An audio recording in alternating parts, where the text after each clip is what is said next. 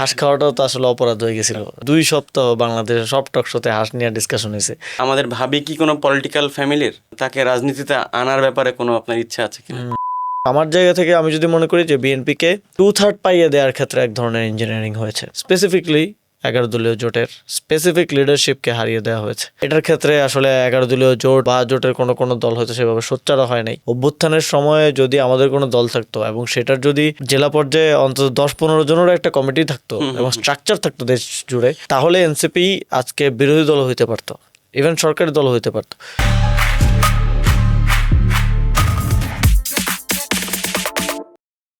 যে নির্বাচনটা হলো, আপনার চোখে নির্বাচনটা কি বাংলাদেশে মানে 2006-এর পর ভালো নির্বাচন ছিল? এটা কি বাংলাদেশের পার্সপেক্টিভে অন্যান্য কম্পারেটিভলি একটা ভালো নির্বাচন হয়েছে।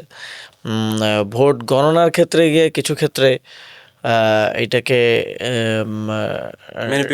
ম্যানিপুলেশন বলবো না, নেগোসিয়েশনও বলা যেতে পারে কিছু কিছু ক্ষেত্রে আসন কেন্দ্রিক। যেমন আমাদের 11 দলীয় জোটের অভিযোগটা যদি আপনি দেখেন, আমরা 30টা আসনের ব্যাপারে অভিযোগ দিয়েছি। ফলে এটা ডিনাই করার 30টা আসন যদি আপনি বাদও দেন, তারপরে বিএনপি তো সরকার গঠন করে। বাট আমাদের অভিযোগের জায়গাটা এবং আমার জায়গা থেকে আমি যদি মনে করি যে বিএনপিকে 2/3 পাইয়ে দেওয়ার ক্ষেত্রে এক ধরনের ইঞ্জিনিয়ারিং হয়েছে। নট জেতানোর ক্ষেত্রে বিএনপি জিততো, বাট 2/3 পাইয়ে দেওয়ার জন্য এক ধরনের ইঞ্জিনিয়ারিং হয়েছে কিছু স্পেসিফিক সিটে। স্পেসিফিকলি 11 দলীয় জোটের স্পেসিফিক লিডারশিপকে হারিয়ে দেওয়া হয়েছে।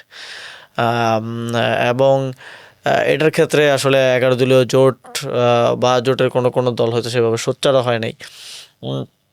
দেশের স্টেবিলিটির জন্য হইতে পারে বা তাদের এক ধরনের বোঝাপড়া থাকতে পারে ইন্টারনাল, নানা কারণেই হতে পারে।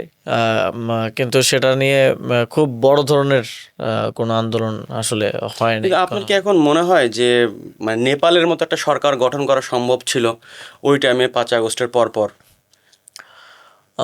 বাংলাদেশের যে রাজনৈতিক প্রেক্ষাপটে এটা একটু কঠিন।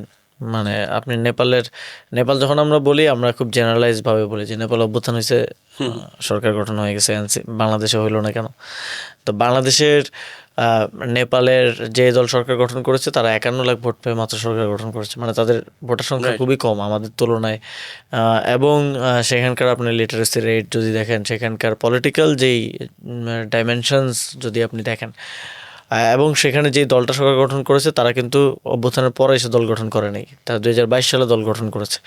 4 বছর দল একটা জায়গায় যাওয়ার পরে অভ্যুত্থানটা হয়েছে। তো এনসিপি তো অভ্যুত্থানের পরে এসে দলটা গঠন করেছে। তো আমার যেটা বোঝাপড়া সেটা হচ্ছে, অভ্যুত্থানের সময়ে যদি আমাদের কোনো দল থাকতো এবং সেটার যদি জেলা পর্যায়ে অন্তত 10-15 জনেরও একটা কমিটি থাকতো এবং স্ট্রাকচার থাকতো দেশ জুড়ে, তাহলে এনসিপি আজকে বিরোধী দল হইতে পারতো, ইভেন সরকারি দল হইতে পারতো। এনসিপিকে সব কিছু স্ক্র্যাপ থেকে শুরু করা লাগছে অভ্যুত্থানের পরে আইসা। ফলে এটা খুব মানে অবাস্তব যে 1 বছরের মধ্যে আপনি সব দল গঠন করে সরকার গঠন করবেন। ওকে, এবার একটু সফট টপিকে আসি। আপনার পার্সোনালি কি ভালো লাগে, মানে পাহাড় না সমুদ্র? আমার দুইটাই ভালো লাগে। মানে স্পেসিফিকলি এখানে কোনোটাকে এগিয়ে রাখাটা মনে হয় উচিত হবে না আর কি। মানে কোন কোন জায়গায় যেতে ইচ্ছা করে, বা যখন খুবই এক্সস্টেড লাগে মনে হয় যে ওই জায়গায় যাই? মানে আমি ভ্রমণ প্রিয়, কিন্তু ভ্রমণ আসলে করে উঠতে পারি না, খুব একটা সময় মেলানোটা কঠিন হয়ে যায়। বাট আমি চেষ্টা করব যে বাংলাদেশের দর্শনীয় স্থানগুলো একটু ঘুরে দেখা। বিশেষ করে শ্রীমঙ্গল আমি গিয়েছি, বাট সেভাবে এক্সপ্লোর করাটা হয়নি। জাস্ট এই একটু যেভাবে সবাই দেখে গতানুগতিক, বাট আমার ট্রেকিং করার ইচ্ছা আছে। এবং আরেকটু ডিপলি গিয়ে এক্সপ্লোর করাটা, যেটা, এবং সুন্দরবন অবশ্যই, এই জায়গাগুলোতে এক্সপ্লোর করার ইচ্ছা আছে। আর এমনি কোন খাবার ভাল লাগে আপনার? খাবার পছন্দ? খাবার স্পেসিফিক হাঁসের মাংস ছাড়া? গরুর মাংসটা বেশি পছন্দ, বাট হাঁসের মাংসটা ভাইরাল হয়ে গেছে ওই কারণে সবাই মনে করে। আপনারা তো আসলে হাঁস খাওয়াটাও তো আসলে অপরাধ হয়ে গেছিল। 7 দিন 2 সপ্তাহ বাংলাদেশের সব টক শোতে হাঁস নিয়ে ডিসকাশন হয়েছে, যেন দেশে আর কোনো সমস্যাই নেই। না, আপনি তো পরে ওটা ক্লারিফাই করেছেন যে কেন গিয়েছেন, কেন ওয়েস্টিনে গিয়ে। ভাই আমি হাঁস খেতে যেতে পারি। আচ্ছা, এমনিতে কি ভালো লাগে, ক্রিকেট না ফুটবল? ফুটবল। এবং পছন্দের দল কোনটা আপনার? বেশি পছন্দ পছন্দের দল তো সবসময় বাংলাদেশ থাকবে আচ্ছা। প্রথম, বাট ওয়ার্ল্ড কাপে যদি বলেন তাহলে আমি ব্রাজিলকে সাপোর্ট করি আগে থেকেই।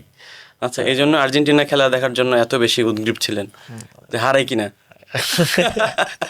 না, খেলা দেখি আমি, বিগ ম্যাচগুলো আমি দেখার চেষ্টা করি, ফ্রান্সের, স্পেনের।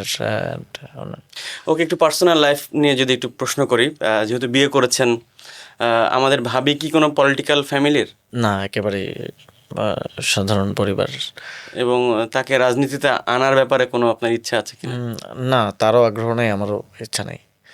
আচ্ছা, আপনাকে নিয়ে তার পর্যালোচনা কি, মানে আপনার তাকে সময় দিতে পারেন কিনা, যেহেতু অনেক ব্যস্ত থাকেন, কোনো অভিযোগ আছে কিনা? খুবই খারাপ, মানে আমি বাসায় সময় দিতে পারি না, বিশেষ করে তাকে সময় দিতে পারি না। এবং বিয়ের পরে প্রায় 1 বছর হতে চললো, তো এই অভিযোগগুলো আছেই, কোথাও ঘুরতেও নিয়ে যেতে পারি নাই। তো ব্যস্ততা মনে করি যে কমবে, কিন্তু ব্যস্ততা দিন দিন আরও বাড়ে, কমতে কমতে কি আবার বেড়ে যায়? ফলে এই সময় দিয়ে ওঠা। তবে ফ্যামিলি অভিযোগ থাকলেও, অভিমান থাকলেও অনেক সাপোর্টিভ। ওকে। সাপোর্টিভ না হইলে আসলে এই রকম লাইফ লিড করা খুব কঠিন হয়ে যেত আর কি। আপনার তো বিয়ে হয়েছে ওই উপদেষ্টা থাকার সময় অবস্থাতে। মানে এটা কি মানে ফ্যামিলি নিজেদের বংশের কেউ নাকি? বিয়েটা হলো কিভাবে আর কি এটা? না, ফ্যামিলিগতভাবে না, আমার ব্যক্তিগতভাবেই পরিচয় হয়েছিল। ওকে। বাট খুব তাড়াতাড়ি সময়ের মধ্যে পরবর্তীতে আমি ফ্যামিলিকে বলেছি যে আপনারা যান, কথা বলেন।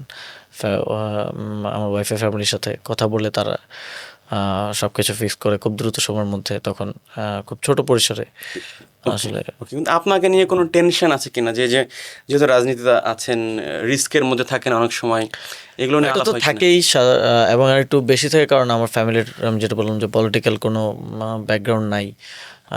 ফলে সবসময় একটা ভয়ের জায়গা তো থাকে। এবং আমি, আমার 3 বোন আছে, আর আমি একমাত্র ছেলে, তো আমার প্রতি প্রত্যাশার জায়গাটাও অনেক বেশি। সেই জায়গা থেকে ভালোবাসাটাও অনেক বেশি সবার প্রতি আছে। বাট সেই জায়গা থেকে একটা, যখন থেকে আমি ছাত্র রাজনীতিতে যুক্ত হই তখন থেকেই ফ্যামিলি এই জিনিসটাকে পছন্দ করতো না এবং বাধা দেওয়ার চেষ্টা করতো, ওইখান থেকে ফিরে আনার চেষ্টা করতো। তো এখনও এই জিনিসটা, ভয়টা থাকে।